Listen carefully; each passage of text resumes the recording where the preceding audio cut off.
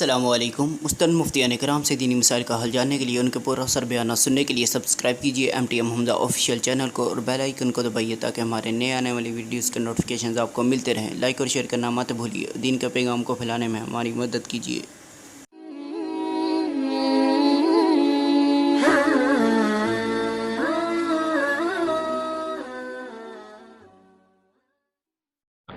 الحمد لله نحمده ونصلي على رسوله الكريم أما بعد فأعوذ بالله من الشيطان الرجيم بسم الله الرحمن الرحيم إنما أموالكم وأولادكم فتنة والله عنده أجر عظيم فاتقوا الله ما استطعتم واسمعوا وأطيعوا وأنفقوا خيرا لأنفسكم ومن يوق شح نفسه فأولئك هم المفلحون۔ سورہ تغابن کی آیت نمبر 15-16۔ اس آیت پر درس چل رہا تھا کہ تمہارے مال اور تمہاری اولاد تمہارے لیے فتنہ ہے، تمہاری زوجات فتنہ کیسے ہے، اس پر بیان ہوا کافی تفصیل سے کہ انسان اولاد کی وجہ سے بعض دفعہ رشتہ داروں پہ خرچ کرنا چھوڑ دیتا ہے، بیوی بچوں کی وجہ سے بھائی بھائی سے لڑ پڑتا ہے، بھائی بہنیں آپس میں لڑ پڑتی ہیں۔ تو اللہ نے فرمایا کہ تمہاری بیویاں اور اولادیں بعض دفعہ تمہارے لیے فتنہ بن جاتی ہیں تو یہ اللہ کی نعمت، مگر نعمت کا غلط استعمال ہو تو وہی نعمت عذاب بن جاتی ہے۔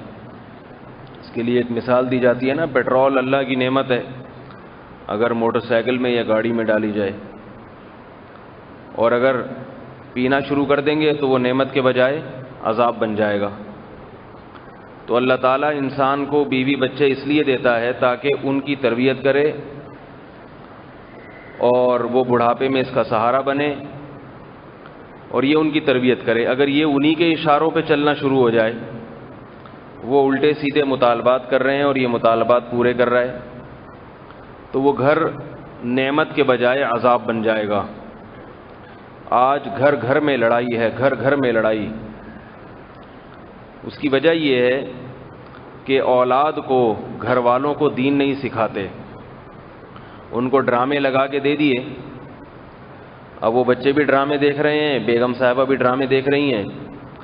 ڈراموں میں، فلموں میں وہ چیخنا چلانا سیکھتے ہیں۔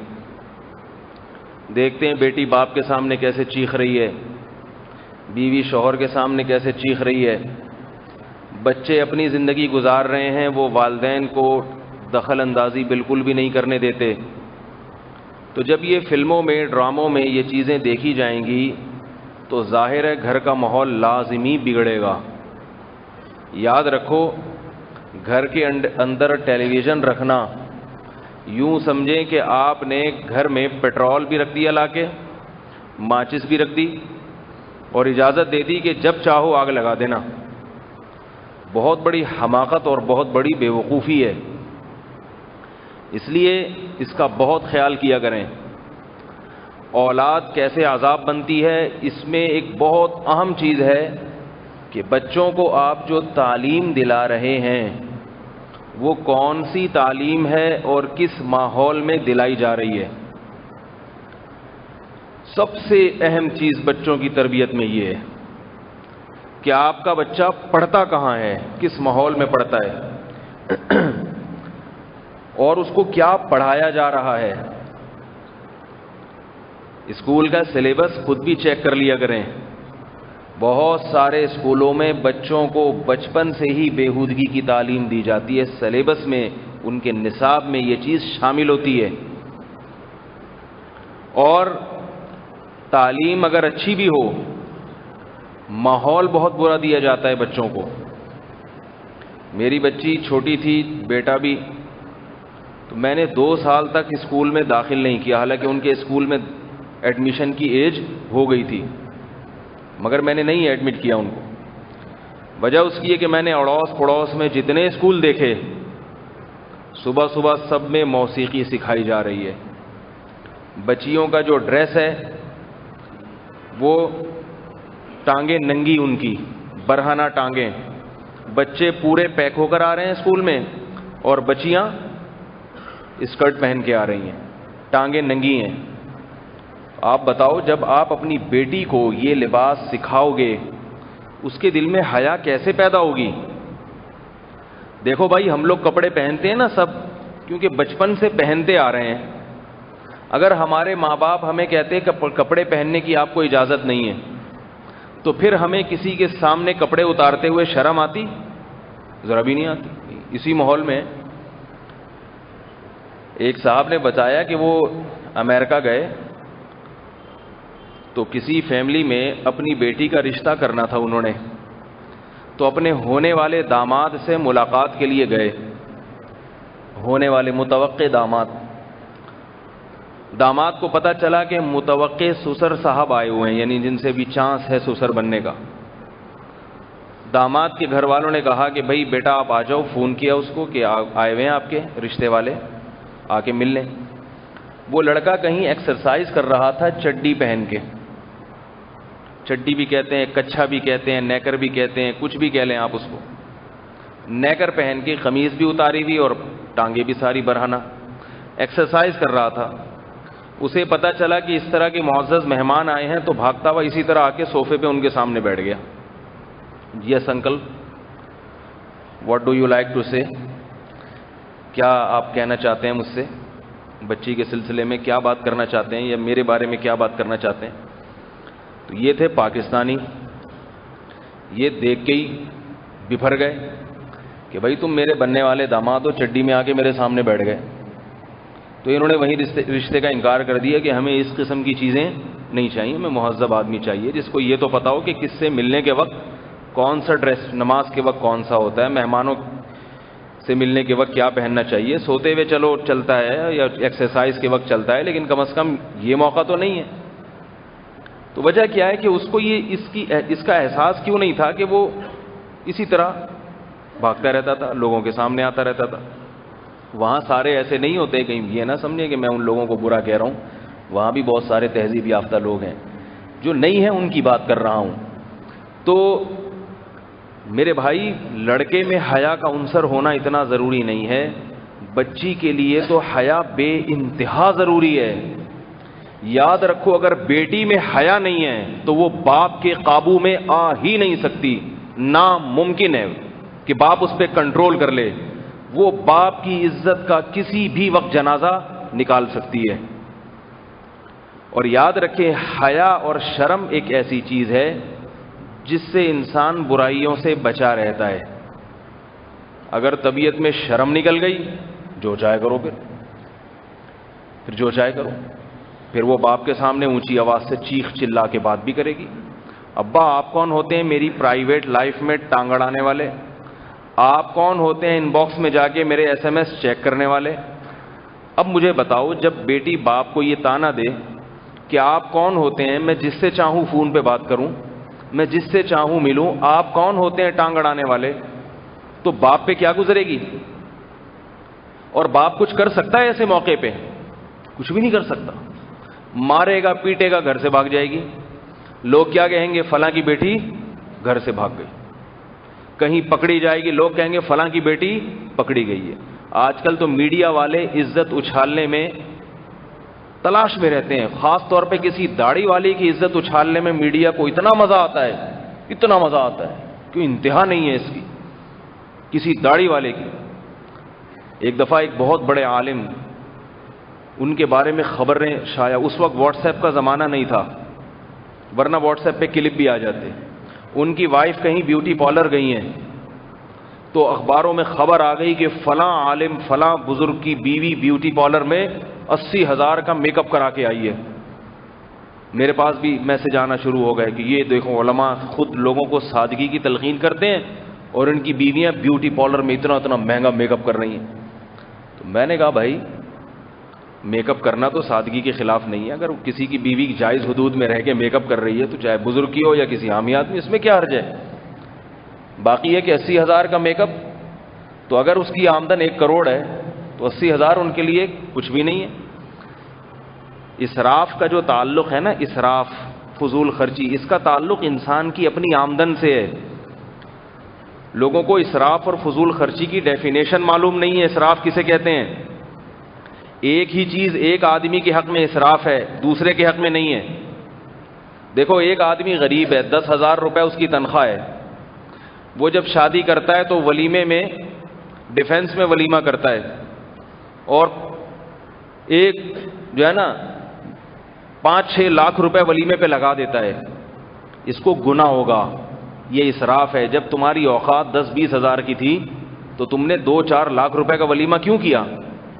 لیکن ایک آدمی کی تنخواہ 1 کروڑ روپے ہے، وہ اگر 2-4 لاکھ کا ولیمہ کرتا ہے تو یہ اسراف نہیں ہے، بلکہ وہ اگر 10-20 ہزار کا کرے گا تو یہ کنجوسی ہے کہ اللہ نے اتنا دیا ہے مگر دعوت کے موقع پہ لوگوں کو مسور کی دال کھلا رہا ہے.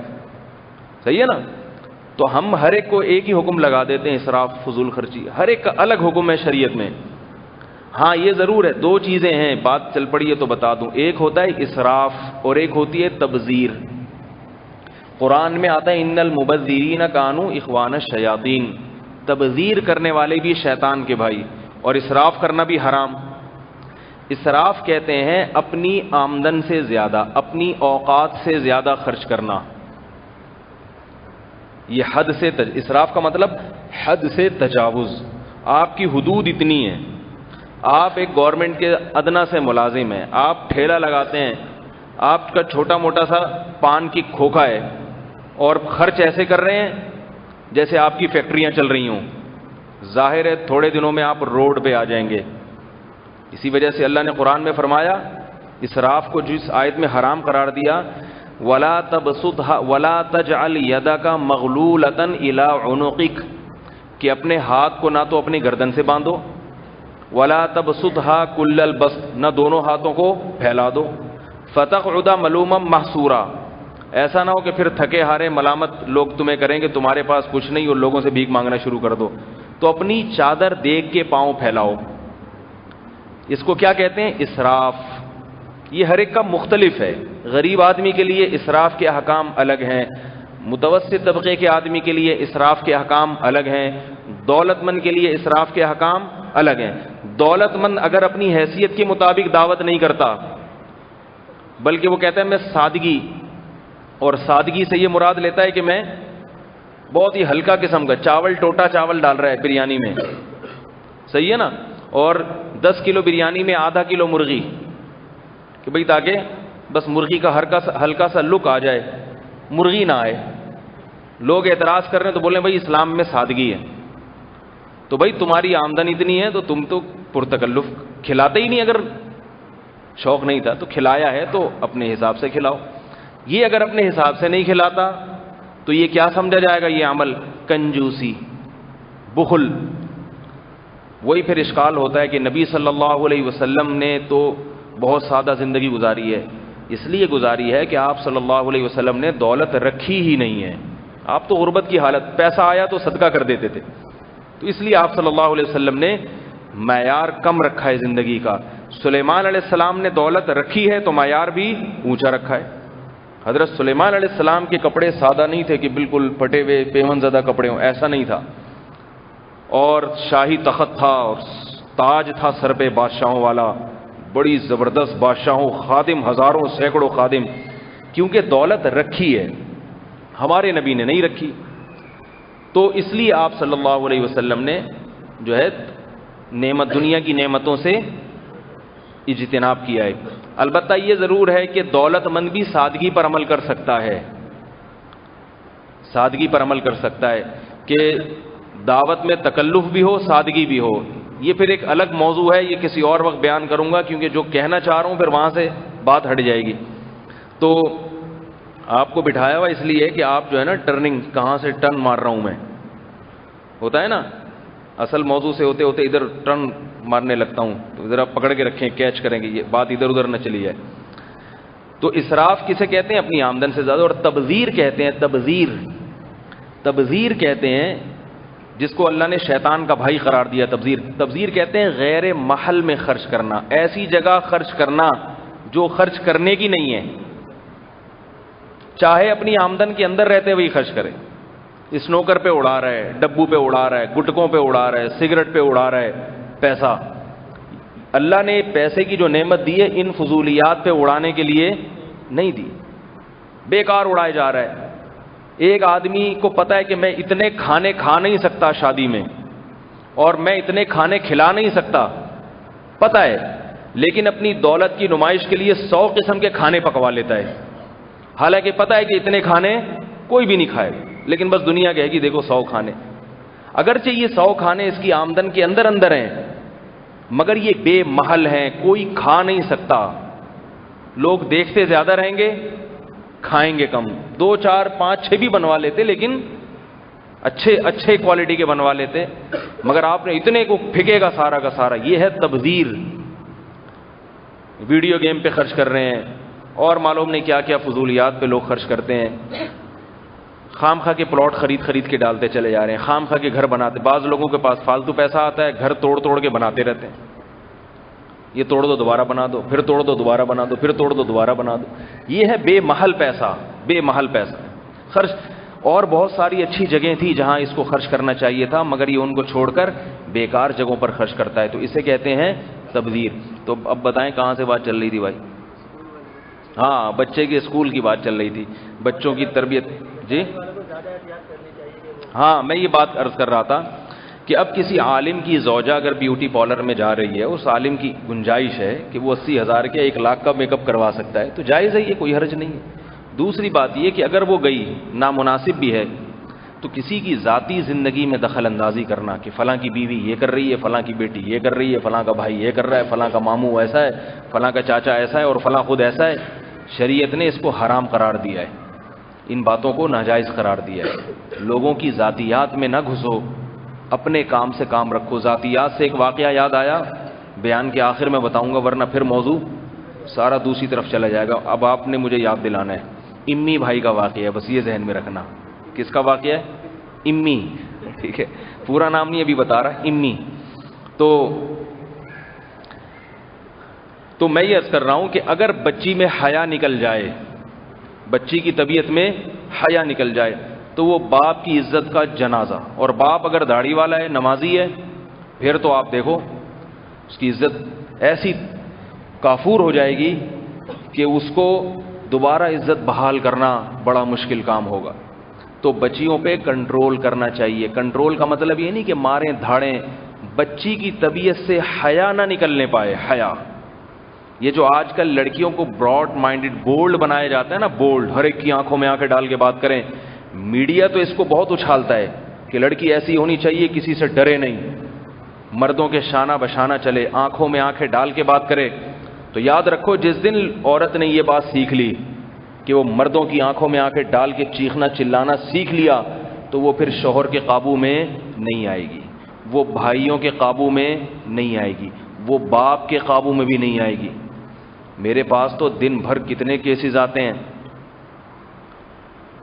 کتنے کیسز آتے ہیں، شادی ہو گئی، بیوی شوہر کے قابو میں نہیں ہے، شوہر سسرال فون کر رہا ہے، سالوں کو بتا رہا ہے، باپ کو بتا رہا ہے لڑکی کے کہ تمہاری بیٹی کی یہ حرکتیں، اسے سنبھالو۔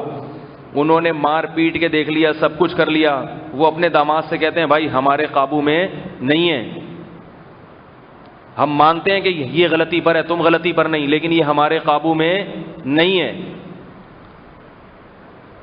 یہ کیسے؟ یہ ایک دم سے تھوڑی ہو گیا ہے، بچپن کی تربیت کا اثر ہے، بچپن کی۔ اس لیے دیکھو، ایک بات آپ سے عرض کرتا ہوں، ہم نے بڑوں سے سنی ہے، دیکھی بھی ہے، بار بار کہتا ہوں، ہماری عمر کم ہے، تجربہ زیادہ ہے، ہماری باتوں کو بہت سنجیدگی سے لیا کرو، یہ نہ سوچا کرو یہ ایسے سفید بابے جیسے بڑی عمر کے باتیں کرتے ہیں ان کی طرح یہ بیٹھ کے باتیں کرتا ہے۔ تجربے بعض دفعہ لوگوں کے حالات سے ہو جاتے ہیں، وقت سے پہلے انسان بہت ساری چیزیں سیکھ لیتا ہے، اور اللہ نے ٹوٹا پھوٹا علم بھی دیا ہے، صحابہ کے واقعات ہیں، آپ صلی اللہ علیہ وسلم کی سیرت ہے۔ ایک بات یاد رکھو کہ جس نے اپنے بچوں کو بڑوں کا ادب نہیں سکھایا، بس سمجھو اب اس نے کچھ بھی نہیں سکھایا، اب اس بچے سے خیر کی امید نہ رکھو۔ اور جس نے اپنے بچوں کو کچھ نہیں سکھایا، صرف ایک چیز سکھا دی، بڑوں کا ادب، جسے تبلیغ میں کہتے ہیں نا اکرام مسلم۔ اکرام مسلم میں بڑوں کا ادب بھی، چھوٹوں پہ شفقت بھی، علماء کا اکرام بھی، بزرگوں کا احترام بھی، بوڑھوں کا احترام۔ یہ چیز اگر آ گئی تو اگر یہ بچہ بگڑ بھی گیا، کبھی نہ کبھی انشاءاللہ سدھر جائے گا. یہ بات آ رہی ہے سمجھ میں؟ اس کی ایک مثال دیتا ہوں, دلیل سے بات سمجھاتا ہوں, دلیل سے.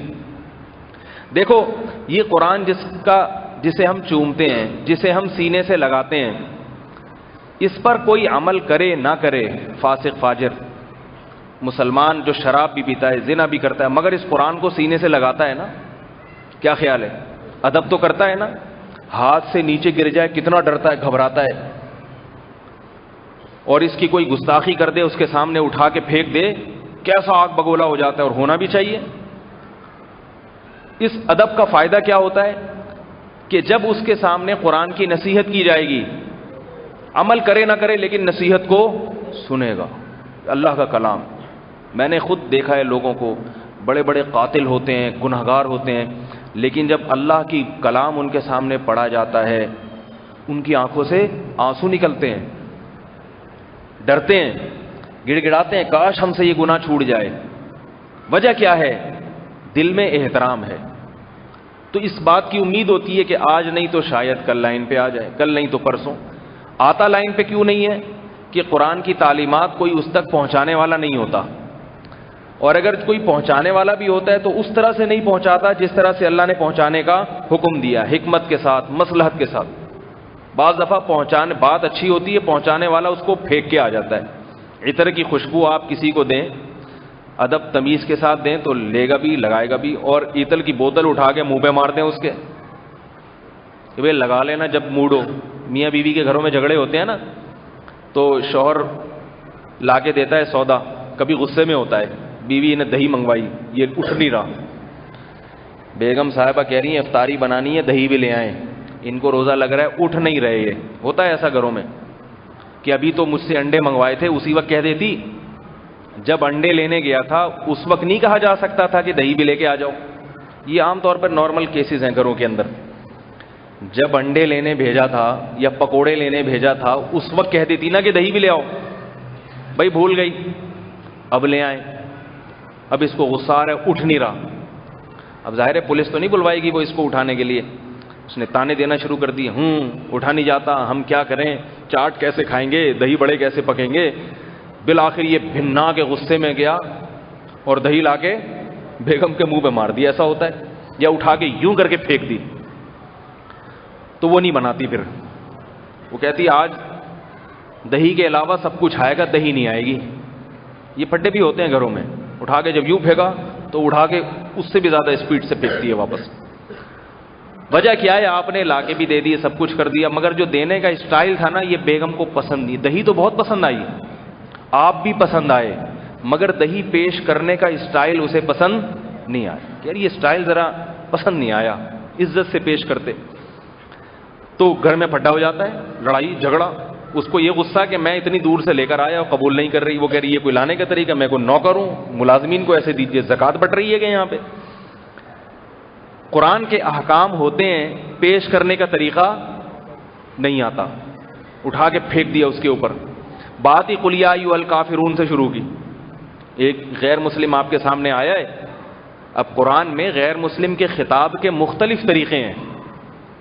ایک دفعہ مجھے ایک عیسائی کو دعوت دینی پڑ گئی, غیر مسلم تھا, اس نے مجھے بٹھایا, مجھے کسی نے کہا یہ اسلام کے قریب ہے تو اس کو آپ ذرا دین کی دعوت دیں, اسلام کی دعوت دیں, امید ہے کہ یہ مسلمان ہو جائے گا. تو میں سوچتا رہا کہ میں کہاں سے شروع کروں دعوت. تو قل یا ایھا الکافرون بھی ہے قرآن میں, اے نبی کہہ دیجئے اے کافرو. تو اگر میں یہاں سے شروع کرتا اے کافرو, وہ کہتا چلو بھائی پتلی گلی سے نکلو, شاباش, ہمیں کافر کہنے آئے ہو یہاں پہ. تو میں سوچتا رہا, قرآن کی آیت میرے ذہن میں آ گئی, قل یا اہل الکتاب تعالوا الی کلمۃ سواء بیننا وبینکم الا نعبد الا اللہ. کیسی پیاری آیت ہے. اے نبی ان سے کہہ دو اے اہل کتاب. اہل کتاب بھی کافر ہوتے ہیں, مگر اہل کتاب کا لفظ سن کے ان کو یہ احساس ہوگا کہ اللہ تعالی ہمیں عزت دے رہے ہیں. کافر تو ہندو بھی ہے, سکھ بھی ہے, مگر ان کے پاس آسمانی کتابیں نہیں ہیں. ہمیں اہل کتاب, پڑھا لکھا کہا جا رہا ہے, کتاب والو تم تو سمجھدار لوگ ہو. اس سے اس کا دل نرم ہوگا کہ بھئی تم اتنے گمراہ نہیں ہو جیسے ہندو ہیں, تمہاری گمراہی کم ہے کیونکہ تم آسمانی کتابوں اور پیغمبروں کو ماننے والے لوگ ہو.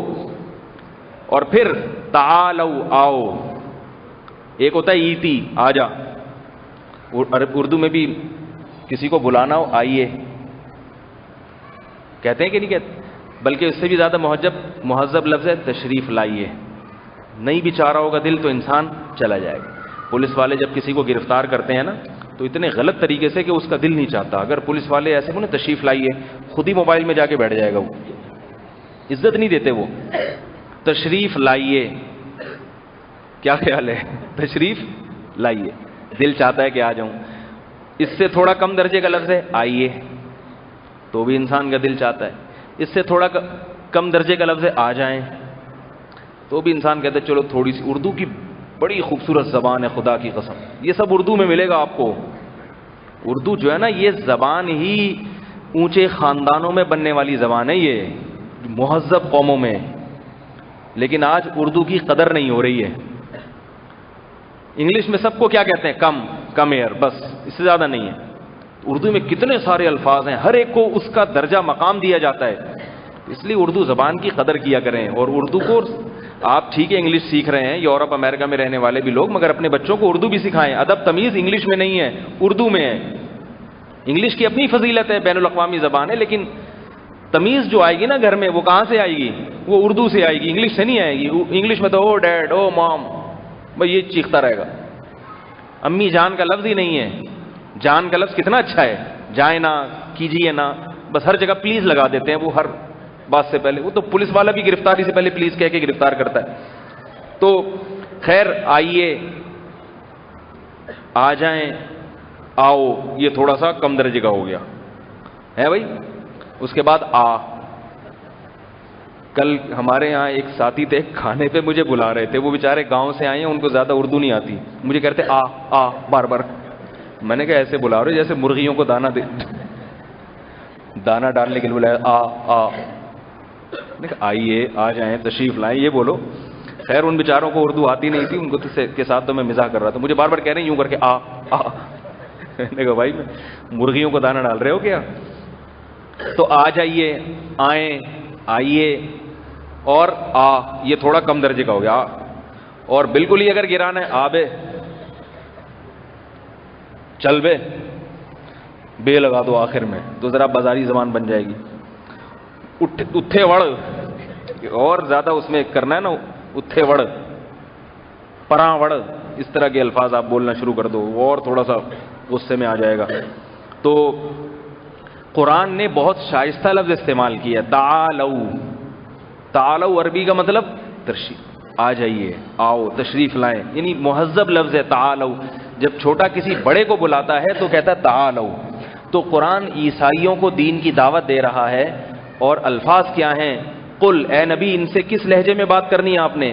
یا اہل الکتاب، اے عیسائیوں، اے کرسچنز، اے مشرکو، اے کافرو، نہیں، اے اہل کتاب، تعالو، آؤ. عزت کے ساتھ ان کو بلایا جا رہا ہے. الی کلمتن، ایسی بات کی طرف آؤ، سواء بیننا و بینکم، جو ہمارے اور تمہارے درمیان مشترک ہے. ہمارا دین اور تمہارا دین الگ الگ نہیں ہے، ایک ہی دین ہے، ایک ہی دین ہے. انسان کو اپنے دین سے محبت ہوتی ہے، اپنے باپ دادا کے دین سے فطری محبت ہوتی ہے.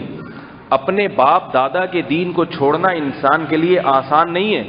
تو اللہ فرما رہے ہیں ان سے بولو ہم جس دین کی دعوت دے رہے ہیں یہی اصلاً تمہارے باپ دادا کا، جو اصل باپ دادا جو پہلے گزر چکے ہیں، جو حضرت عیسیٰ کے دور میں تھے، اصل تو ان کا دین ہے جس کی طرف ہم تمہیں دعوت دے رہے ہیں. فرق نہیں ہے. یہ لہجہ ایسا ہے. سوال پیدا ہوتا ہے جب فرق نہیں ہے تو بلا کیوں رہے ہو؟ ان کو اسی پہ رہنے دو. ہے بھائی،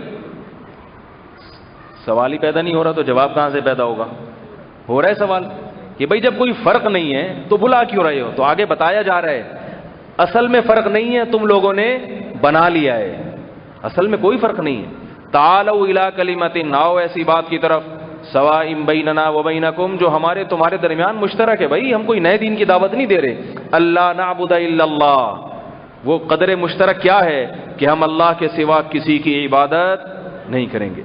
جب یہ بات عیسائی کو کہی جائے گی اس کے دل پہ چوٹ لگے گی، کہے گا بات تو صحیح ہے، ہماری کتابوں میں بھی توحید، تو یہ عیسیٰ ابن مریم کہاں سے آ گئے؟ ہے بھائی. جیسے ہم گرین چینل والوں کو دین کی دعوت دیتے ہیں، بھائی ایسی بات کی طرف آؤ جو ہمارے تمہارے درمیان مشترک، اللہ کے سوا کسی کی عبادت نہیں، اللہ کے سوا کسی سے مدد نہیں. تو گرین والا بھی بولے گا نا، جب اللہ کے سوا مدد نہیں تو یا رسول اللہ مدد کیوں بولتے ہیں؟ پھر ہم سوچنے پر مجبور ہو جائے گا. اور اگر ڈائریکٹ گرین والے کو آپ نے جا کے بولا یا رسول اللہ مدد کہنا حرام، تو وہ تو شروع اس کا مذہب یا رسول اللہ مدد سے ہوتا ہے. وہاں تک بھی پہنچنا ہے اسٹیپ بائی اسٹیپ، پہلے یہاں سے، پہلے ادھر سے. بھائی کوئی فرق نہیں ہے، صرف چینل کا فرق آ رہا ہے، تھوڑا گرین شیڈ آ رہا ہے، ہم میں تھوڑا وائٹ شیڈ آ رہا ہے، باقی کوئی فرق نہیں ہے. تم بھی اللہ کو مانتے ہو، اللہ کے رسول کو، ہم بھی. فقہ میں تم بھی امام ابو حنیفہ کے پیروکار ہو، ہم بھی. تم بھی شامیہ فتاوی شامیہ کو مانتے ہو حجت، اور ہم بھی مانتے ہیں. تم بھی فتح القدیر، ہدایہ، قدوری، یہ ساری کتابیں. تو چلو چھوڑو، کیا آپس میں خامخواہ کی بنا کے رکھی ہوئی ہے، لڑتے ہیں وہ ادھر. سب ایک ہی، ایاک نعبد و ایاک نستعین، اللہ سے مدد مانگنی ہے اور کسی سے نہیں مانگنی. تو اس سے سمجھدار لوگ کم از کم آ جائیں گے. ہمارے استاد فرمایا کرتے تھے کہ گرین چینل والوں میں جو شرک ہے، اس شرک کو ختم جتنا تبلیغی جماعت نے کیا ہے اتنا کسی نے نہیں کیا. حالانکہ تبلیغ والے گرین چینل کے خلاف ایک لفظ نہیں بولتے ہیں، ایک لفظ نہیں بولتے ہیں. کبھی یہ نہیں کہتے کہ یا رسول اللہ مدد کہنا شرک ہے، کبھی یہ نہیں کہتے یا غوث اعظم مدد کہنا شرک. بس کیا ہے کہ کسی کو کسی طرح سیروزے میں نکال لیا، اس کو یہ نہیں کہا گرین صحیح ہے وائٹ صحیح ہے، تو گرین کر لے یار، تو ہری پگڑی پہن کے نکل جا. لیکن 3 دن اس کی زبان سے کہلواتے ہیں کہ جو کچھ ہوتا ہے اللہ سے ہوتا ہے، اللہ کے سوا کسی سے کچھ نہیں. وہ 3 دن میں نا اس کے دماغ میں یہ بات بیٹھ جاتی ہے. پھر جا کے کہتا ہے جب اللہ کے سوا کسی سے کچھ نہیں ہوتا تو پھر رسول سے کیوں ہوتا ہے؟ یا رسول اللہ مدد کا مطلب کیا ہوا؟ سب کچھ اللہ سے ہوتا ہے نا. اس کو کہتے ہیں حکمت اور مصلحت کے ساتھ. لیکن اس کا یہ مطلب نہیں ہے کہ ہر ایک کے لیے. بعض مقام ایسے بھی آتے ہیں کہ پھر ٹو دا پوائنٹ بات کرنی پڑتی ہے، جیسے قرآن نے بھی کی ہے. لیکن عمومی طور پر لوگوں کو ہدایت کا جو چیز ذریعہ بنتی ہے وہ یہ چیز بنتی ہے کہ آپ مثبت طریقے سے اپنے دین کی دعوت دیں، اختلافی بات کو ہائی لائٹ نہ کریں، چھیڑے نہیں، آ جائے گا. ہاں کچھ ایسے ہوتے ہیں جو مناظروں کے عادی ہوتے ہیں، پھر ان کے لیے وہ ہے نا، وہ ان کے لیے الگ ہے. کچھ ایسے ہیں جو ڈنڈے کے بغیر نہیں مانتے، ایسے بھی لوگ ہیں. وہ پھر ان کے لیے حکومت ہے، اسلامی حکومت ہو جو ڈنڈا چلائے گی، پھر یہ سارے سیٹنگ پہ آ جائیں گے، ٹھیک ہے نا، ورنہ یہ آئیں گے نہیں. تو وہ اللہ نے ہر ایک کے لیے. ہماری بات ہی ڈنڈے سے شروع ہوتی ہے. ہماری بات کہاں سے شروع ہوتی ہے؟ ڈنڈے سے.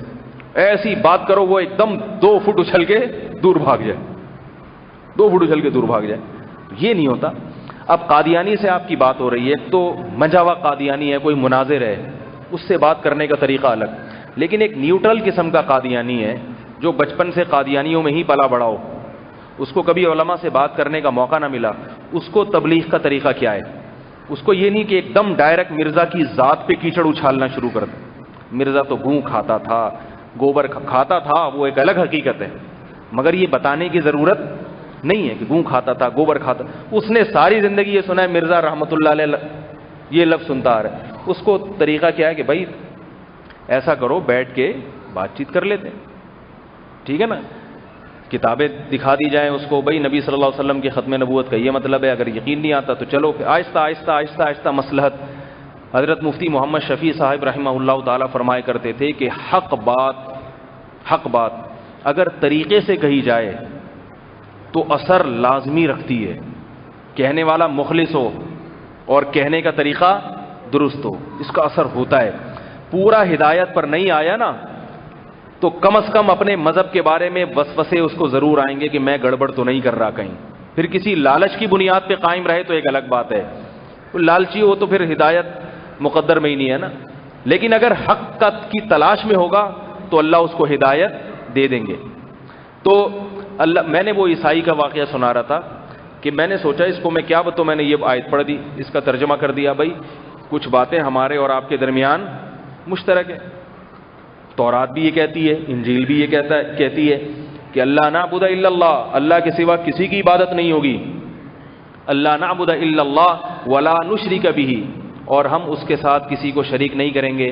ولا یتخذ بعضنا بعضا اربابا من دون اللہ، اللہ کو چھوڑ کے کسی کو رب نہیں بنائیں گے. بھائی تم جو عیسیٰ کو رب بنا رہے ہو یہ بھی اللہ کے علاوہ ہیں، عیسیٰ اللہ تھوڑی ہیں. یہ تو کہتے ہیں عیسیٰ اللہ بھی ہیں، اللہ کے علاوہ بھی ہیں، عجیب چکروں میں لوگوں کو ڈالا ہوا ہے. بھائی اللہ کے سوا صرف اللہ ہوگا. تو میں نے اس کے سامنے یہ آیتیں پڑھنا شروع کی، عیسائی کے سامنے. اس کی بیگم بھی آ کے بیٹھ گئی. میں نے کہا چلو ایک ہی ٹائم پہ ہول سیل کے حساب سے دونوں ہی مسلمان ہوئے. اب بیگم پہ کہیں میرے مولانا طارق جمیل صاحب کے خلاف جیسے کلپ چلا دیا، میرے خلاف نہ چلا دیں. ان کے خلاف چلا دیا تھا نا کہ وہ عمران خان کی بیگم بیٹھی ہے، یہ بھی بیٹھے ہوئے ہیں. تو اب یہ میری اس ویڈیو تو نہیں بنی لیکن آڈیو تو آ گئی نا. اچھا عیسائی کی بیگم کے ساتھ بیٹھے ہوئے تھے. تو میں بیگم کو چھیڑنے نہیں گیا تھا اس کی، سمجھ رہے ہو بات کو. میں گیا تھا دین کی بات کرنے. اب کسی کی بیگم آ کے بیٹھ جائے تو مجھے کیا ہے، میں بھاگوں گا تھوڑی وہاں سے. نبی صلی اللہ علیہ وسلم کی خدمت میں بہت ساری عورتیں آ کے بیٹھتی تھیں، تو یہ تو نہیں ہوتا تھا کہ آپ صلی اللہ علیہ وسلم مجلس سے اٹھ کے چلے جائیں. وہ دین سیکھنے کے لیے آئی ہے اور آپ صلی اللہ علیہ وسلم اٹھ کے چلے جائیں، یہ غلط ہے. تو میں نے بات کی، میں نے کہا ان دونوں کو تبلیغ کی کافی طرح سمجھایا بہت اچھے طریقے سے. خیر کچھ دن گزرنے کے بعد میں نے رپورٹ طلب کی تو انہوں نے بتایا کہ یہ دونوں میاں بیوی کہہ رہے ہیں کہ بھئی اسلام بہت اچھا مذہب ہے اور ہمیں دل سے اسلام کے برحق ہونے کا یقین ہے، مگر بات یہ کہ اگر ہم اب مسلمان ہوئے تو ہمارے خاندان والے ہمیں چھوڑیں گے نہیں، خاندان کے ڈر کی وجہ سے کہ بھئی اب کیسے ہے. تو وہی ہے ابراہیم علیہ السلام نے جیسے کہا تھا نا، جس خاندان کو تم دنیا میں محبت دے رہے ہو اور اس سے محبت لے رہے ہو. ابراہیم علیہ السلام نے اپنی قوم سے فرمایا کہ انما اتخذتم من دون اللہ اوثانا مودۃ بینکم فی الحیاۃ الدنیا ثم یوم القیامۃ یکفر بعضکم ببعض ویلعن بعضکم بعضا. قیامت کے دن اسی خاندان پہ لعنت بھیجو گے. جب جہنم میں جاؤ گے تو یہی خاندان پر لعنت بھیجو گے کہ ان کی وجہ سے آئے ہم، اور یہ خاندان بھی تم پہ لعنت بھیجے گا. یہ نہیں کہے گا کہ تم نے ہماری خاطر جہنم کو برداشت کر لیا تو چلو بہت اچھی بات ہے، وفادار نکلے. وہ بھی ان پہ لعنت بھیجے گا، یہ بھی لعنت بھیجیں گے. تو اس لیے یہ رشتے دنیا میں ختم ہو جاتے ہیں جو بے دینی پر قائم ہوتے ہیں. تو کیا بات چل رہی تھی بھائی؟ یہ عیسائیوں والا قصہ. ہاں تو میں یہ عرض کر رہا تھا کہ دیکھو اب قرآن مجید جو ہے نا، قرآن مجید اس کا اگر احترام دل میں رہے گا، احترام ہوگا تو انسان کبھی نہ کبھی بات سنے گا. اور جس چیز کا احترام دل سے نکل گیا اب اس کی کوئی نصیحت اس پہ کبھی بھی اثر نہیں کرے گی، کبھی بھی نہیں کرے گی. بہت سے غیر مسلم ایسے ہیں جن کو اللہ نے علماء کے احترام کی وجہ سے ایمان کی توفیق نصیب فرمائی ہے، قرآن کے احترام کی وجہ سے ایمان کی توفیق نصیب فرمائی ہے. بچے کو آپ نے بے ادب بنا دیا، تمیز نہیں سکھائی اس کو، اب بچہ کسی کے قابو میں نہیں ہوگا. بے ادب کیسے بنایا جاتا ہے یہ بھی ذرا بتا دوں میں. آپ کہیں گے بھائی کون اپنے بچوں کو بے ادب بناتا ہے؟ سب بچوں کو آپ جناب سے بات کرنا سکھاتے ہیں، تو تڑاک سے کوئی نہیں بات کرنا سکھاتا، سب ادب سب تمیز. ایسا نہیں ہے. میں ابھی آپ کے سامنے عرض کرتا ہوں کہ بچوں کو بے ادب کیسے بنایا جاتا ہے. بچوں کو بے ادب ایسے بنایا جاتا ہے، ابا نے ایک بچے کو ڈانٹ لگائی، اماں نے بچے کے سامنے ابا کی برائی شروع کر دی، یا سامنے نہیں کی، ابا کی غیر موجودگی میں، کہ تمہارے ابا کو خامخواہ کے غصے اتارنے کی پرانی عادت ہے. بس اتنا سا جملہ سمجھ لو بچے کی زندگی برباد کرنے کے لیے کافی ہے. اب جب بھی بچے کو باپ کی طرف سے ڈانٹ پڑے گی بچہ کہے گا میرے ابا تو ہے ہی سٹھے آیا ہوا، اس کا تو کام ہی یہی ہے. اب اس پہ نصیحت اثر کرے گی؟ کہ اس کا تو کام ہی یہی ہے.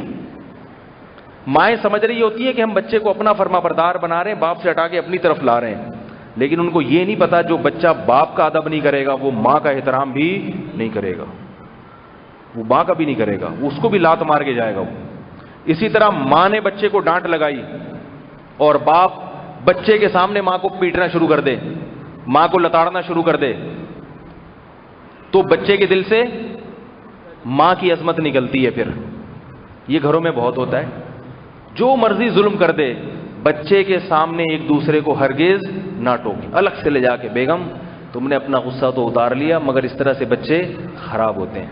اتنا نہیں پیٹا کرو، میں ہوں نا پیٹنے کے لیے. جب میں تم سے صبح شام پٹ رہا ہوں اس کو پیٹنے کی کیا ضرورت. اسی طرح عورت اپنے شوہر کو کہہ دیا کرے الگ سے بھائی اتنا نہیں کوٹا کریں بچے کو، صحیح نہیں ہے. بچے کے سامنے بہشتی زیور میں حضرت حکیم الامہ نے کیسے آداب لکھے ہیں. فرمایا ماں کو چاہیے بچے کے دل میں باپ کا احترام اور ڈر بٹھاتی رہے، ڈر بھی بٹھائے احترام بھی بٹھائے.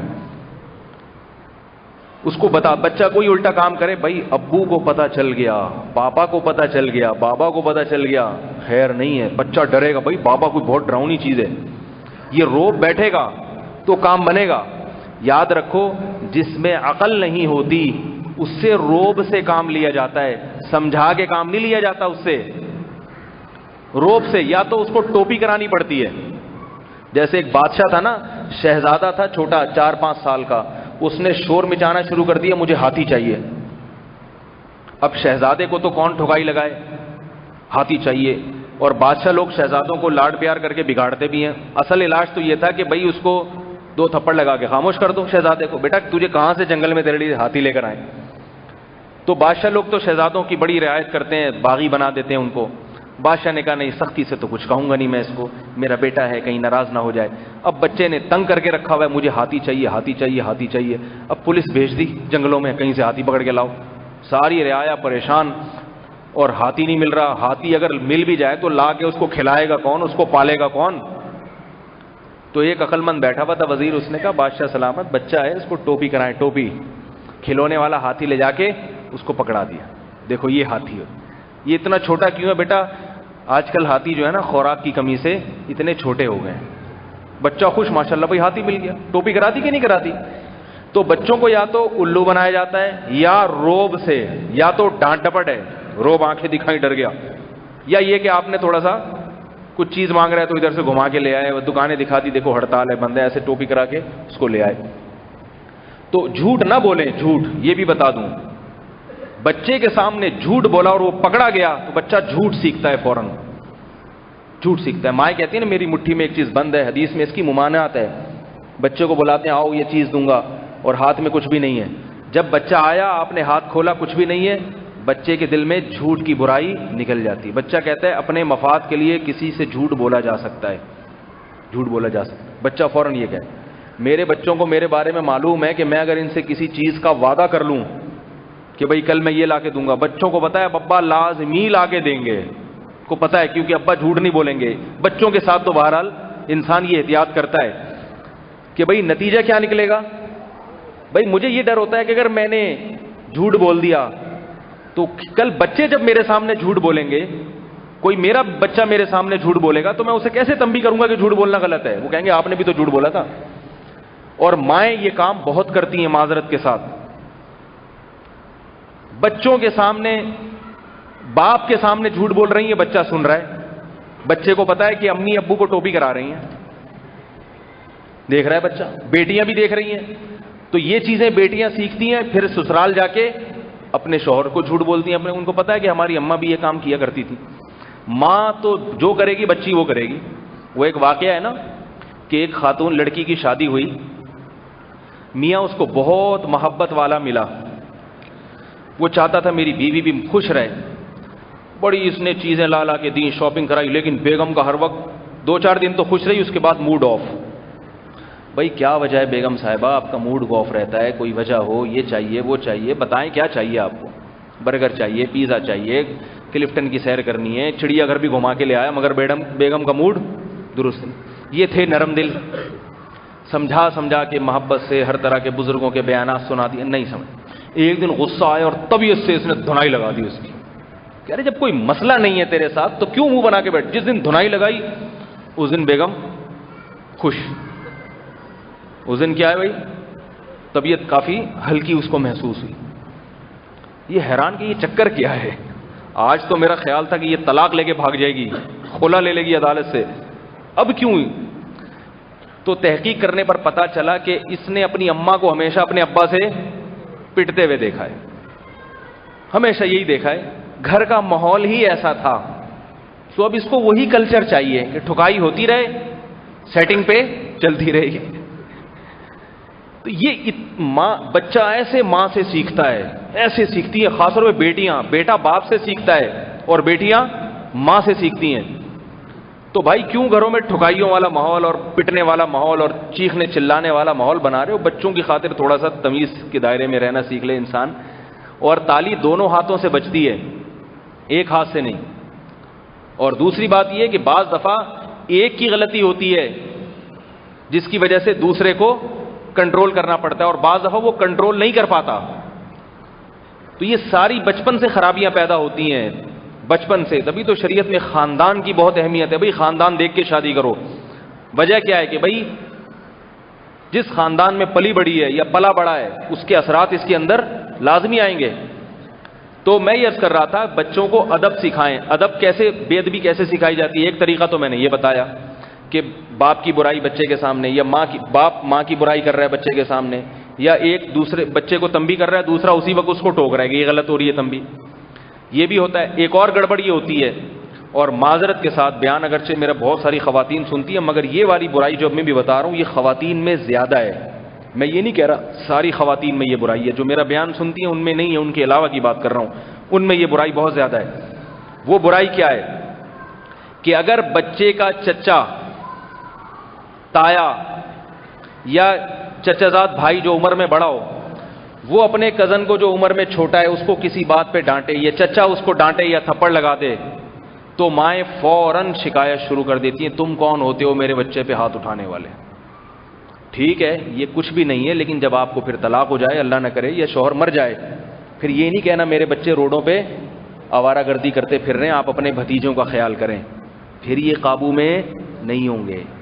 اس وقت تو تانا دے دیا کیونکہ ابھی پالنے والا شوہر موجود ہے, اس وقت تو کہہ دیا تم کون ہوتے ہیں, تمہارے کیا لگتے ہیں. بچوں کے چچا تایا کو باور کرایا جائے کہ باپ کا جتنا حق ہے نا آپ کا بھی اتنا حق ہے. پھر مثال دوں اپنے ہی بچوں کی, کیونکہ ظاہر ہے میں دوسروں کے بچوں کی تو نہیں دوں گا نا, میرے چھوٹے چھوٹے بچے ماشاءاللہ یہاں کھیل رہے ہیں. میں نے اپنے بھائیوں کو کہا ہوا ہے کہ جب دل چاہے نا, جس کو بھی طبیعت سے پیلنے کا دل چاہے, ٹھکائی لگانے کا, مجھ سے پوچھنے کی ضرورت نہیں ہے. خوشی ہوگی کہ آپ نے ان کو اپنا سمجھا. بھائی آج اپنا سمجھیں گے تو کل کام آئیں گے. سمجھ میں آ رہی ہے بات؟ انسان خاندان میں پلتا ہے, خاندان میں اکیلا نہیں ہے, خاندان کو ساتھ لے کے چلتا ہے تو مسائل حل ہوتے ہیں. شادیاں ہونی ہوتی ہیں بچیوں کی, اگر آپ نے چچا اور تایا اور ان کو ایسا بالکل پرے رکھا کہ ہٹو تم ان کے معاملے میں دخل اندازی نہ کرو, نتیجہ کیا نکلے گا؟ کسی معاملے میں نہیں پڑیں گے وہ. ان کو یہ باور کراؤ کہ یہ آپ کی بھتیجی بالکل آپ کی بیٹیوں کی طرف, بیٹی کو بھی باور کرا دو باپ جیسا احترام کرنا ہے چچا اور تایا کا. سمجھ میں کیوں نہیں آ رہی بات؟ ہم نے اپنے بچپن میں جو ماحول دیکھا ہے وہ اب نظر نہیں آ رہا. میرے کزن تھے چچا زاد بھائی جو مجھ سے عمر میں, پھوپھی زاد بھائی تھے مجھ سے عمر میں 2 سال بڑے. ایک دن کچھ شرارت کی ہے انہوں نے, 2-3 دفعہ کی, تو میری پھوپھی نے شکایت لگائی میرے بڑے بھائی سے. پھوپھی کا بیٹا تھا وہ, ممکن ہے بیان بھی سنے, وہ کبھی کبھار سنتے ہیں انٹرنیٹ پہ, کہیں گے یار میرے راز فاش کر رہا ہے. پھوپھی کا بیٹے میرے کزن ہوئے نا 2 سال مجھ سے عمر میں بڑے. ایک عمر ہوتی ہے انسان اس میں شرارتیں شروع کر دیتا ہے, گھر سے بھاگ رہے ہیں لڑکے لوڈے لباڑوں کے ساتھ, اسنوکر کلب, ڈبو وبو, غلط ایکٹیویٹیز میں پڑنے لگے. تو میرے پھوپھا تھے سعودی عرب میں, وہ تو نہیں بچے پہ نگرانی, تو میری پھوپھی نے میرے بڑے بھائی جو کزن ہے, کیونکہ اس بچے کا بڑا بھائی کوئی تھا نہیں, سب سے بڑا وہی تھا, میرے بڑے بھائی کو آ کے شکایت لگائی. میرے بڑے بھائی نے دروازہ بند کر کے تسلی کے ساتھ کوڑ دیا اس کو. ٹھیک ہے نا, بچپن کا واقعہ ہے. وہ میرے بڑے بھائی سے اتنا ہی ڈرتے تھے جتنا اپنے ابا سے ڈرتے تھے. حالانکہ کزن کا رشتہ ہے, سگا بھائی بھی نہیں ہے, مگر چونکہ بڑا ہے عمر میں تو بھائی بھائی کی طرح ہی ہے, بھائی کی طرح ہی ہے. تو باغی نہیں بنے کہ اس نے میرے پہ ہاتھ کیوں اٹھایا, یا میری پھوپھی نے کوئی اعتراض کیا, یہ کون ہوتا ہے ہمارے بچوں کو ٹھکائی لگانے والا. کیونکہ میرے بڑے بھائی ہی اس کو پڑھاتے بھی تھے, فری میں پڑھاتے تھے, انگلش پڑھائی ان کو, ٹیوشن پڑھایا, اس لیے کہ بھائی یہ کزن ہے, چھوٹے بھائیوں کی طرح ہے, بغیر پیسے لیے. میں بھی پڑھتا تھا اپنے بڑے بھائی سے, سارے کزن آگے بیٹھ جاتے تھے. ہم سب نے, پھوپھی زاد, خالہ زاد, چچا زاد نے اپنے بڑے بھائی سے پڑھا ہے, اور قرآن بھی میرے بڑے بھائی سے سب نے پڑھا ہے. بڑے سے چھوٹے بھائی جو ہے نا وہ حافظ قرآن تھے, وہ قرآن پڑھاتے تھے, اور ان سے بڑے بھائی ذرا وہ اسکول کی تعلیم اور ان چیزوں میں وہ ماہر تھے, انگلش میتھ وغیرہ وہ یہ پڑھاتے تھے. تو سارے کزن, کیونکہ کزنوں کا گھر قریب تھا, سارے آ کے انہی سے, ہمارے دونوں بڑے بھائیوں سے پڑھتے تھے, میں بھی اور وہ بھی. تو وہ قرآن جب پڑھاتے تھے نا, بڑے سے جو چھوٹے بھائی ہیں ان کا اتنا روب تھا کہ میرے سارے کزن اور کزنیاں بھی تھیں, کزن اور لیڈیز کزن, انگلش میں تو سب کو کزن ہی کہتے ہیں نا, اب اردو میں تو کچھ تھوڑا سا فیمیل اور میل میں فرق کرنا پڑے. سب آگے بیٹھتے تھے جو قرآن پڑھتے تھے فجر کی نماز کے بعد. آج بچے کو فجر میں اٹھانا کتنا مشکل ہے, اور ہماری کلاس کب ہوتی تھی؟ فجر کی نماز کے فوراً بعد. پڑھاتے ہمارے بڑے بھائی تھے. تو کیا ہوتا تھا, بس آ کے آنکھ دکھائی یوں کر کے, ایسے کر کے اٹھ کے بیٹھ گئے, نماز پڑھی شرافت کے ساتھ, کیونکہ پتا تھا کہ نہیں بیٹھے تو کچھ بھی ہو سکتا ہے, اگلی دفعہ میں ایک تھپڑ آئے گا. اور ہمیں یہ بھی پتا تھا اگر انہوں نے تھپڑ مارا تو پورے خاندان میں ہمارا ساتھ دینے والا کوئی نہیں ہوگا کہ کیوں مارا, کہ ہمارے ابا پوچھیں بیٹے سے کہ تو نے چھوٹے بھائی پہ کیوں ہاتھ اٹھایا, یا ہماری والدہ پوچھیں بڑے بھائی سے کہ تو کون ہوتا ہے چھوٹے بھائی کو مارنے والا. سمجھ میں آ رہی ہے بات؟ اسی طرح وہ جو کزن تھے وہ بھی فجر کے بعد آ کے بیٹھ جاتے تھے, کیونکہ پتا تھا کہ بھائی کا اتنا روب تھا, ہمارے آنکھ دکھائی آ کے بیٹھ جائیں گے. اگر نہیں آ کے بیٹھے تو پتا تھا کہ بھائی صاحب کا کیا آئے گا, چماٹا, تھپڑ آئے گا زور سے. اور یہ بھی پتا تھا بچوں کو, ہمارے کزنوں کو, کہ ہمارے والدین کی طرف سے اس تھپڑ پر کوئی اعتراض بولو بھائی نہیں ہوگا. تو سب پڑھ لیے قرآن ماشاءاللہ بغیر کسی فیس کے, اور گھر میں پڑھنے کی برکت ہی الگ ہے. قاریوں سے تو پڑھتے ہیں تو بعض دفعہ قاری نیک ہوتا ہے پڑھا دیتا ہے, ورنہ تو ٹرخاتے رہتے ہیں. میں دیکھتا ہوں مدرسوں میں بچے 1 سال سے 4 آیتوں میں ہی گھوم رہے ہیں, اور میں نے بچپن میں اتنی صورتیں حفظ کر لی بھائی کی موجودگی میں, وہ پورا قرآن بہت جلدی پڑھ لیا, اور اللہ کا فضل ہے بہت اچھا پڑھا, بہت اچھا پڑھا. تو یہ کس کی تربیت تھی؟ والدین کی, کہ والدین نے بڑوں کو یہ بتایا تھا, بڑے بھائیوں کے, کہ تم بڑے ہو. تو والدین چھوٹے بھائی کو بڑے بھائی کے خلاف نہ ورغلائیں. یہ بھی ورغلاتے ہیں, بڑا چھوٹے پر تھوڑا سا روب ڈالے گا تو ابا آ کے رکاوٹ ڈالتے, تو کون ہوتا ہے بہن پہ روب ڈالنے والا. بھائی ان کے سامنے نہ بولو, الگ سے کمرے میں لے جا کے ان کو بول دو بیٹا تمہارے چھوٹے بھائی ہیں, ٹھیک ہے روب بھی صحیح ہے, نگرانی بھی صحیح ہے, مگر تھوڑا ہلکا رکھا کرو. سامنے نہ بولو, سامنے بولو کہ چھوٹے بھائی کے دل سے بڑے بھائی کا احترام نکل جائے گا. ہم میں چونکہ نہیں نکلا تھا اس لیے ہم مولوی بننے کے بعد بھی بڑے بھائی سے پٹے ہیں. میں جب دور حدیث میں تھا تو ہمارے بڑے بھائی نے ایک دفعہ طبیعت سے حساب کتاب کر دیا, ٹھکائی لگا دی ٹھیک ٹھاک طریقے سے. تو خیر ہم نے خالی ہاتھ اٹھانے کا تو الحمدللہ تصور نہیں, یہ اللہ کا فضل ہے کہ ہم بڑے بھائی پہ ہاتھ اٹھائیں, حالانکہ وہ عالم نہیں ہے, میں مولوی صاحب بن چکا تھا, تصور نہیں کہ ہاتھ اٹھائیں. اور وہ غلطی بھی ان کی تھی, میری نہیں تھی. وہ ہیں ذرا غصے والے طبیعت سے, انہوں نے دھنائی لگا دی ٹھیک ٹھاک طریقے سے. میں پگڑی پہن کے بیٹھا ہوا تھا, دھنائی لگا دی. میں نے جا کے اپنے استاد ہیں, اپنے پیر و مرشد ہیں, ان سے شکایت لگائی, کیونکہ میرے بھائی بڑے بھائی بھی ان سے تعلق تھا ان کا. میں نے کہا ایسے ٹھکائی لگائی. انہوں نے کہا یار بڑا بھائی اگر سال میں 1 آدھ دفعہ ویسی بھی ٹھکائی لگا دینا اس کا حق بنتا ہے, یہ ثابت کرنے کے لیے کہ میں کیا ہوں, میں بڑا ہوں. کہا روزانہ تو نہیں مارتے نا؟ میں نے کہا نہیں. میں نے کہا نہیں روزانہ, کہ نہیں سال میں 1 آدھ. میں نے کہا سال میں 1 آدھ چلتا ہے. دیکھو کتنا اچھے طریقے سے انہوں نے کیا کیا, چھوٹے کے دل میں بڑے کا احترام ڈال, کہ بھائی اگر کسی وجہ سے مارنا ہو, وجہ سے تو دوست بھی دوست کی ٹھکائی لگا دیتا ہے. بھائی نہیں سمجھ میں آ رہا تو میں چلا جاتا ہوں گھر. کسی وجہ سے تو دوست بھی دوست کو مکہ مارے گا نا. تو بڑے کا تو مطلب یہ وہ کبھی کبھار بغیر وجہ کے صرف یہ بتانے کے لیے کہ میں کیا ہوں, میں بڑا ہوں, میرا روب ہے, 1 آدھ لگا دو ایسے ہی. تو پھر ہم نے اپنے استاذ کو دیکھا, اپنے پیر و مرشد کو, وہ بڑے ماشاءاللہ اللہ نے ان کو بہت علم دیا ہے, لیکن میں نے ان کو دیکھا کہ وہ اپنے بڑے بھائی کا جو ان سے عمر میں بڑے ہیں, حالانکہ ایسے عالم نہیں ہیں, ان کا بڑا احترام کرتے ہیں.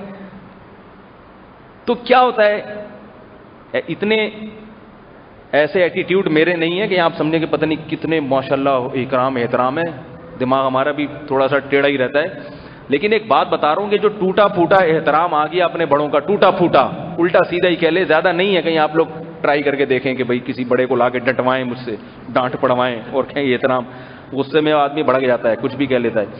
تو اتنے نیک نہیں ہیں ہم جتنا آپ سمجھ رہے ہیں. لیکن یہ کہ تھوڑا تھوڑا انسان بہرحال سیکھتا ہے ان چیزوں سے, بڑوں کو دیکھ کے. یہ چیزیں واعظ و نصیحت سے نہیں آتی, واعظ و نصیحت سے نہیں سیکھتا. یہ گھر میں ماں باپ سکھاتے ہیں تو سیکھتا ہے یہ چیزیں انسان, ورنہ نہیں آتی یہ چیزیں. اور پھر بزرگوں کو دیکھتا ہے, ان کی صحبت میں رہتا ہے, ان کو دیکھتا ہے کہ یہ اپنے بڑوں کا کیسے احترام کرتے ہیں, تو آتی ہیں. ورنہ یہ چیزیں بازار میں نہیں ملتی. اور ٹی وی تو سوال ہی پیدا نہیں ہوتا کہ آپ کو اسکول اور ٹی وی یہ چیزیں سکھا دیں. آپ کو اسکول میں تو جو ماحول ہے وہ سب کو پتہ ہے. تو بھائی اللہ نے جو قرآن میں فرمایا کہ تمہاری مال اولاد, تمہاری بیویاں فتنہ ہے, تو پتہ چل گیا کیسے فتنہ ہے. ان کی تربیت نہیں کرو گے تو پھر یہ فتنہ ہی بنے گی تمہارے لیے. کو تمیز ادب نہیں سکھاؤ گے تو یہ عذاب جان بنے گے, وبال جان بنے گی تمہارے لیے. بیوی وبال جان بن جائے گی, اولاد وبال جان. خواتین سے خاص طور پہ درخواست کرتا ہوں کہ گھروں میں بچوں کی تربیت میں جتنا خواتین کا کردار ہوتا ہے اتنا باپ کا نہیں ہوتا. بچے ماں سے اٹیچ ہوتے ہیں. ماں اگر بڑوں کا ادب نہ سکھائے، ماں ان کو بڑوں کا ادب سکھائے، ان کے سامنے کبھی جھوٹ نہ بولے چاہے کیسی آزمائش آ جائے، یہ بتائے کہ بیٹا جھوٹ بولنا تو بہت ہی بری، یہ نہیں ہو سکتا مجھ سے، کچھ بھی ہو جائے جھوٹ نہیں بولنا میں نے. اگر یہ چند ایک چیزیں سکھا دے تو بچہ ہیرا بن کے نکلے گا. ہیرا بنے گا وہ بچہ. ایسی اس میں اللہ تعالیٰ صلاحیتیں پیدا کرے گا. اور گھروں میں لڑائیاں اختلافات ہوں گے اگر یہ چیزیں نہیں ہوں گی. تو اس لیے تمہارے مال اولاد، تمہاری بیویاں تمہارے لیے فتنہ ہیں. اس کا ایک مطلب یہ بھی ہے کہ تم لائے اپنے فائدے کے لیے تھے کہ دین میں معاون مددگار بنیں گے، بے حیائی سے بچا رہوں گا، لیکن نتیجہ کیا نکلا؟ بجائے دین میں معاون بننے کے ہر وقت لڑائی جھگڑے، سر برین ہیمریج سے ہی مر گئے. دین پہ چلتے تو جب زندہ رہتے، پہلے ہی وقت سے پہلے ہی دنیا سے چلے گئے وہ. اور پھر تھوڑے دن بیگم صاحبہ روئیں دھوئیں، اس کے بعد پھر وہ چاچا نہیں پوچھتا نہ ماموں پوچھتا ہے. آخری بات کر کے بس اپنی بات ختم کرتا ہوں. ایک اور بہت اہم بات ہے کہ بہنوں کے دل میں بھائی کا احترام ڈالا جائے. یہ بھی میڈیا تو نکال رہے چیزیں. دیکھو بھائی اگر تھوڑا بہت بدتمیز بھی ہے، عورتوں کو شکایت ہوتی ہے بدتمیز ہے ہم نہیں مانتے، اللہ نے مرد میں ایسی غیرت رکھی ہے، ایسی غیرت کہ بہن اور بیٹیوں کے معاملے میں چاہے وہ ہیروئن چی ہو چرسی ہو، لیکن وہ ان پہ ظلم ہوتا ہوا نہیں دیکھ سکتا. اگر شادی کے بعد شوہر کسی سے ڈرتا ہے تو وہ سسر اور سالوں کے علاوہ کسی سے ڈرتا ہے؟ وہ پولیس سے بھی نہیں ڈرتا، یہ بتا دوں. وہ ڈرے گا تو کس سے؟ اپنی بیوی کے بھائیوں سے. تو اگر عورت نے شادی سے پہلے اپنے بھائیوں سے بنا کے نہیں رکھی، بگاڑ لی جیسے کہ آج کل بگاڑتی ہیں، تم کون ہوتے ہو میرے معاملات میں ٹانگڑ والے، تم کون ہوتے ہو مجھ سے پوچھنے والے کہ کس سے بات کر رہی ہوں کس سے نہیں. وہ کہتا ہے بھائی جب یہ مجھے کچھ سمجھتی نہیں ہے تو وہ لا تعلق ہو جاتا ہے. ٹھیک ہے بھائی تمہاری زندگی، جاؤ جہاں مرضی شادی کرنے جاؤ. اور عورت کو ضرورت پڑتی ہے کبھی نہ کبھی اپنے بھائیوں کی، اس وقت وہ ساتھ میں یہ سب چیزیں دیکھ رہا ہوں اپنی آنکھوں سے. عورت نے فون کیا اپنے بھائی کو مدد کرو، جاؤ دفعہ ہو، ہم نے جب رخصت کیا تمہیں گھر سے نکال دیا، اب جو مرضی ہو رہا ہے برداشت کرو. طلاق کے بعد بھی گھر میں نہیں گھسنے دیتا، کہتے تمہاری حرکتوں کی، تم نے جیسے مجھے تنگ کیا تھا نا، ہمیں پتہ ہے شوہر کو بھی ایسے ہی کر رہی ہوگی. یہ حقائق بتا رہا ہوں، زمینی حقائق. بھائی کو پتا ہوتا ہے جب یہ میرے سے تمیز سے بات نہیں کرتی تھی، باپ سے نہیں کرتی تھی، شوہر کا احترام کہاں کرے گی. اب اس کو پتا ہے میں نے اگر اس کو اپنے گھر میں ٹھکانہ دے دیا، اتنی مصیبت سے شادی کرائی تھی، دوبارہ کرائی پھر یہی کام کرے گی. یہ جو ہے نا یہ سدھرنے والی چیز نہیں ہے. تو زندگی کس کی برباد ہوتی ہے؟ عورت کی. تو شروع میں تھوڑا صبر کر لیتی ہے، زبان پہ کنٹرول کر لیتی، بھائی ہے بھائی تھوڑا برداشت کرو، مرد ہے، مرد میں غصہ ہوتا ہے. بعض لوگوں کو دیکھو، شیر کو اللہ نے دھاڑنے کی صلاحیت رکھی ہے بھائی، اس میں غصہ رکھا نا، کیونکہ اگر شیر میں غصہ نہیں ہوتا تو جنگل پہ حکومت کیسے کرتا ہوں.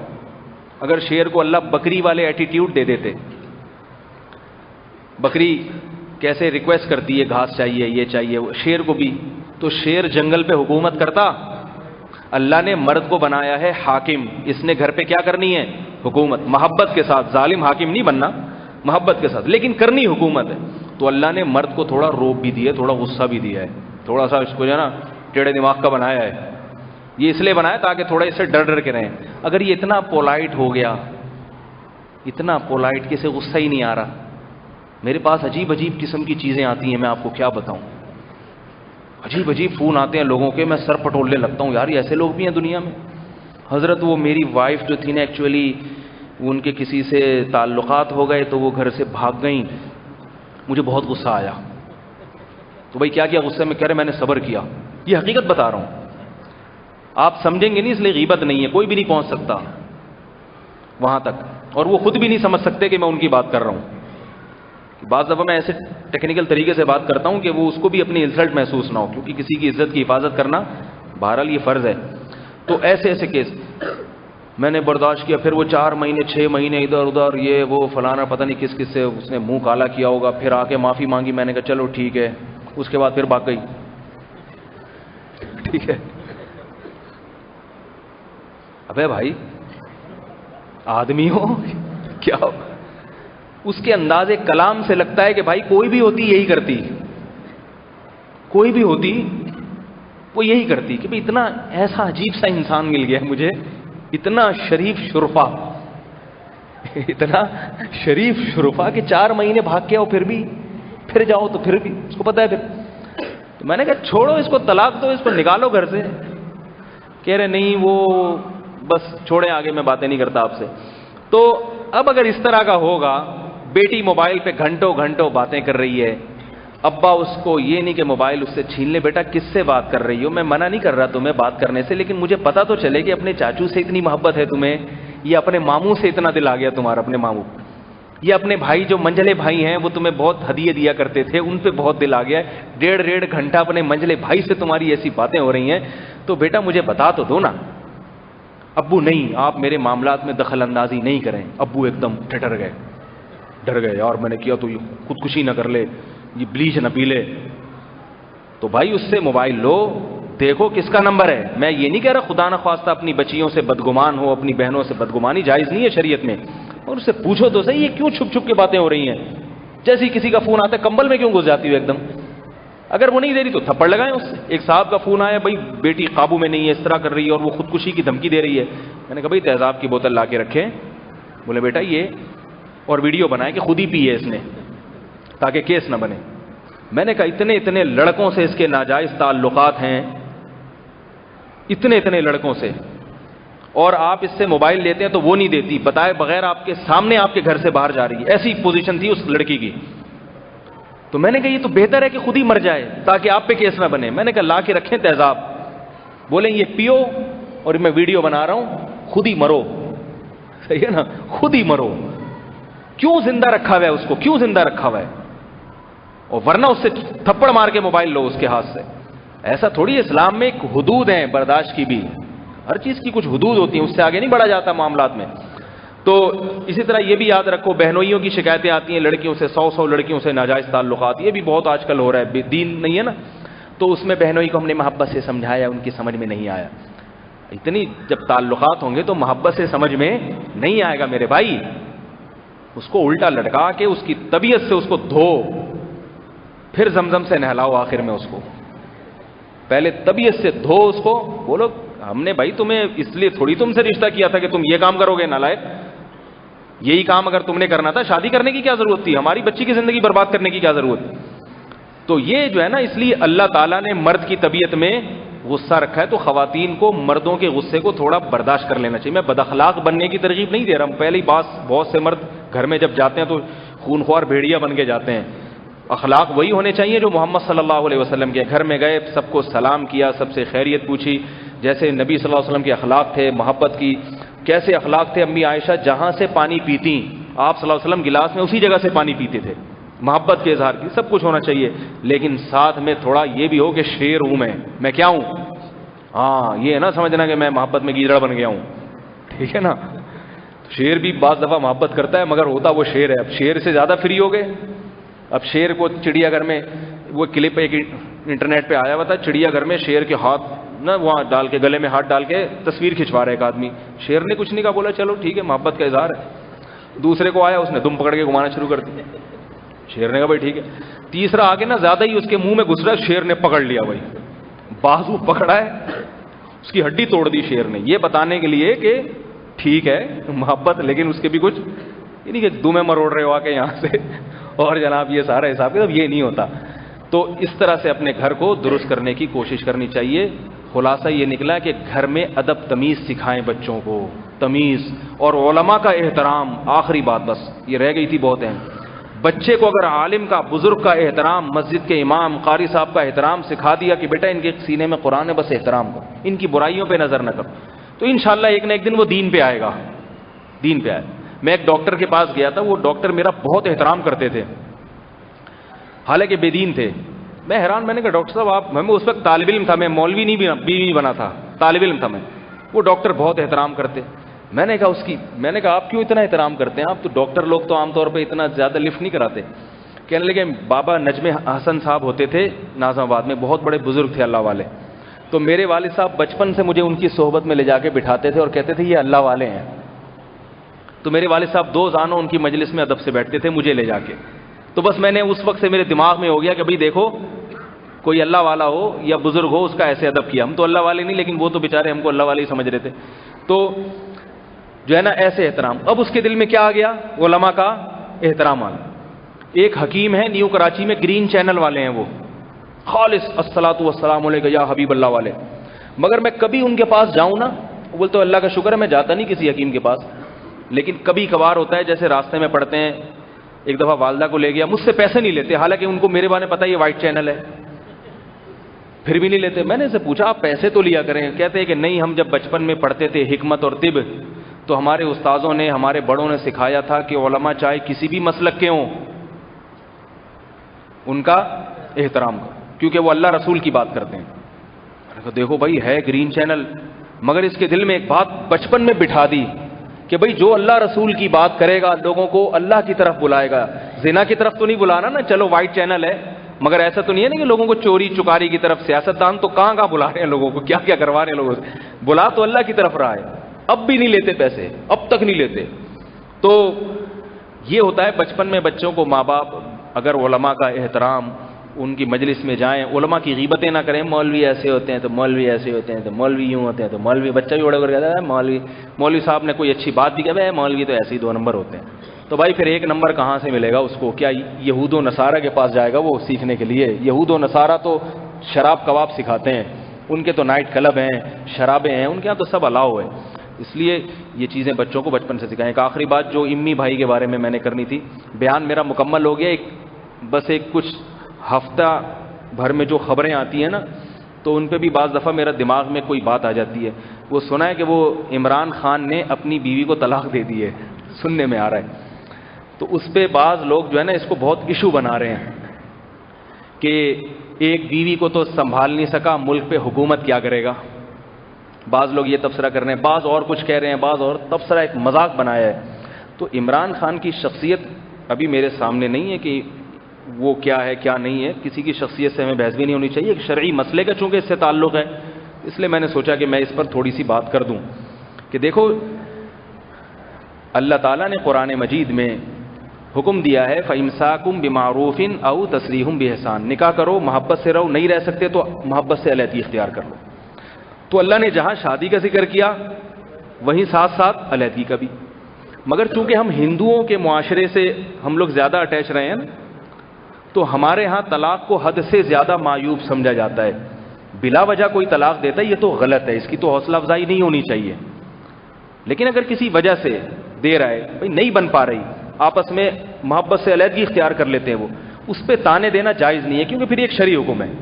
جیسے کوئی شادی کرے تو اس کا مذاق اڑانا جائز نہیں ہے، تو ایسے ہی آپس میں آرام سے علیحدگی اختیار کر لیں تو ان کا مذاق اڑانا بھی جائز نہیں ہے. کیوں؟ اس مذاق اڑانے کے نقصانات کیا ہیں وہ میں آپ کو نمبر وار بتاتا ہوں. پہلا نقصان تو وہی شریعت کے ایک حکم کا مذاق. اسلام میں عیسائیوں اور ہندوؤں کی طرح نہیں ہے کہ جب شادی ہو گئی تو اب جوئے کی طرح ہے، صحیح نکلی غلط نکلی، یا یہ بندہ صحیح ہے یا غلط ہے، بس اب سر پٹولتے رہو ایک دوسرے کا. نہ نہ نہ، دنیا مسافر خانہ ہے بھائی. آپ بس میں چاہ رہے تھے، سیٹ پہ بیٹھے ہوئے ہیں، ٹرین میں سفر کر رہے ہیں، آپ چاہتے ہیں ذرا اچھا ہم سفر مل جائے، سیٹ میں ساتھ آپ نے ایک صاحب کو بٹھایا، آپ یہاں بیٹھ جائیں، آپ سے اچھا ٹائم گزرے گا. دیکھا بھائی نہیں گزر رہا، سیٹ بدل لی جاتی ہے. کیا خیال ہے بھائی؟ سفر ہے، ویسے بھی آخر میں جا کے پشاور اسٹیشن پہ تو دونوں نے علیحدہ ہو ہی جانا ہے، تو بہتر ہے ابھی ہو جائیں کیونکہ سفر تو اچھا گزرے. تو یہی رشتوں کی حیثیت ہے. یہ دنیا مسافر خانہ ہے. نکاح کیا، محبت سے رہو، نہیں رہ رہے، چلو بھائی تم ادھر ہمارا راستہ. ایک تو کیا ہے کہ شرعی حکم کا مذاق ہے، یہ جائز نہیں ہے. دوسرا نقصان یہ ہوتا ہے جو سب سے بڑا نقصان ہے، وہ یہ ہے کہ لوگ پھر نکاح پہلے ہی نہیں کر رہے، مزید باز آئیں گے نکاح سے. ہمارے سیاستدان کوئی بھی شادی نہیں کرتا الا ماشاء اللہ. عمران خان جو مرضی ہو، اس پہ لوگ جو مرضی اعتراض کریں، لیکن میں اس کے اس بات کو بہت مثبت طریقے سے دیکھتا ہوں کہ اس نے نکاح کیا ہے. صدر زرداری کی طرح نہیں کہ بیگم مر گئی تو ساری زندگی ایسے ہی گزار دی. ایسے ہی ویسے ہی کوئی نہیں گزارتا، پھر وہ حرام کی طرف جاتے ہیں. اس نے ایک حلال کا راستہ اختیار کیا، اب نہیں بنی، اب چھوڑ دیا. اب اگر اس کو مذاق اڑاؤ گے تو وہ کیا کہے گا؟ نہ کرتا تو اچھا تھا، میں شادی نہ کرتا تو اچھا تھا. تو شریعت کسی ایسے کام کی آپ کو ترغیب کیسے دے سکتی ہے کہ انسان ایک اچھا کام کر کے پچھتائے؟ وہ کہے گا شیخ رشید صحیح تھا. شیخ رشید بھی مذاق اڑا رہا ہے. شیخ رشید سے کسی نے پوچھا نا کہ آپ شادی کیوں نہیں کرتے؟ اس نے کہا بازار میں جب کھلا دودھ مل رہا ہے تو بھینس پالنے کی کیا ضرورت ہے. وہ بھی مذاق اڑا رہا ہوگا. دیکھا یہ ہوتا ہے. اس سے بہتر ہم نہیں ہے کہ یار ویسے ہی کمارے بیٹھے ہوئے ہیں. تو حالانکہ شریعت اس کو پسند نہیں کرتے. صحابہ میں بھی ہوا ہے, شادی ہوتی تھی طلاق ہو جاتی تھی, بعض دفعہ نہیں بنتی تھی تو وہ کہیں اور شادی کر لی, انہوں نے کہیں اور شادی کر لی. اب کیا ہے کہ عمران خان اب دوبارہ شادی کرتے ہوئے 100 دفعہ سوچے گا کہ اتنا مذاق پہلے اڑ چکا ہے اور طلاق پہ اتنا مذاق اڑ گیا, اب کیسے کی, اب اگر نہ بنی تو طلاق کا آپشن بھی نہیں ہے. تو اب اگر ان تانوں کی وجہ سے وہ نکاح سے رک گیا تو اس کا وبال کس پر ہوگا؟ ان لوگوں پر ہوگا جو اس طلاق کا مذاق اڑا رہے ہیں. یہ چونکہ کل کسی اور کے ساتھ بھی ہو سکتا ہے, پرسوں کسی اور کے ساتھ بھی ہو سکتا ہے, اس لیے میں ایک اصولی ضابطہ بیان کر رہا ہوں کہ اس کو ایشو نہیں بنانا چاہیے, مذاق نہیں بنانا چاہیے, جس کا اللہ نے قرآن میں پہلے ہی ذکر کر دیا. امساکم بمعروف, بھلے طریقے سے رہو, او تسریحم بإحسان, نہیں رہ سکتے تو محبت سے علیحدگی اختیار کر لو. یہ عربوں میں تو بہت ہوتا ہے, رہتے ہیں نہیں عرب, چلو تم وہاں کر لو, ہم وہاں کر لو. اس کا یہ مطلب نہیں آپ جا کے اپنے بیگم سے کہیں چلو چونکہ ہمارا صبح بھی پڑا ہوا تھا تم کہیں اور, میں یہ مطلب نہیں ہے. حتی الامکان تو گھر کو بسانے کی کوشش کریں. اللہ کو بسانے والا پسند ہے, گھروں کو اجاڑنے والے اللہ کو پسند نہیں ہے. لیکن ایک بات کر رہا ہوں, اگر کہیں ہو جائے ایسا کیس تو اس کو ایشو نہ بنائیں, ہلکا لیں, ہلکا کہ بھئی ٹھیک ہے نہیں بنی کوئی بات نہیں, وہ ان کی بیگم کہیں اور کر لیں. ہم تو اس کی بیگم کو بھی مشورہ دیتے ہیں کہ بھئی ابھی بھی آپ زندگی ایسے نہ گزاریں, عدت کے بعد کہیں اور شادی کر لیں. آپ کیا خیال ہے؟ وہاں نہ بنے کوئی بات نہیں, پھر کہیں اور کر لیں. صحابیات میں ایسے درجنوں واقعات ہیں. ایک صحابی کی شادی ہوئی, طلاق ہوئی, پھر نکاح کیا, پھر طلاق ہوئی, پھر نکاح کیا. ہمارے یہاں ہوتا ہے ایک دفعہ جب طلاق ہو گئی اب زندگی برباد اور تانے الگ. تو یہ سارا کلچر کہاں سے آیا ہے؟ ہندوؤں سے آیا ہے, یہ اسلام کا نہیں ہے. تو اس لیے میں نے سوچا تھا تھوڑا اس پہ بھی روشنی ڈال دوں. اللہ تعالیٰ سمجھنے کی, عمل کی توفیق عطا فرمائے. سبحانک اللہم و بحمدک, نشہد ان لا الہ الا انت, نستغفرک و نتوب.